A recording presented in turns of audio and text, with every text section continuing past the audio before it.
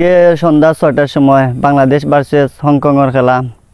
আমাদের গর্ব হামজা চৌধুরী ইতিমধ্যে বাংলাদেশে এসে পৌঁছে গেছেন।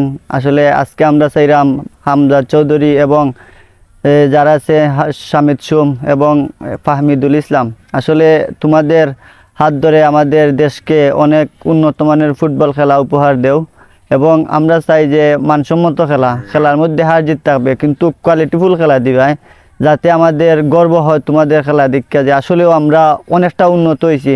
আর বাংলাদেশের ক্রিকেট বোর্ডের কথা কিতা হইতাম, ইটারে মানে বয়কট করতাম চাইরাম কিন্তু পারলাম না। আসলে আমরা বাঙালি নাই নি তো উয়া হইরেও পরে আই বাবা হল তোমরার কাছে আমরা অনুরোধ, তোমরা একটা মানসম্মত খেলা দিবা, যাতে যারা ক্রিকেট প্রেমীরা আছি ক্রিকেটের হার্ট অ্যাটাক বেদনা বুঝলা, যাতে ফুটবলটা দিয়ে আমরা এই তোমার এই বেদনাগুলা বুঝলা আমরা তোমরা ফুটবল খেলাগুলারে আমরা মানসম্মতভাবে দিবা।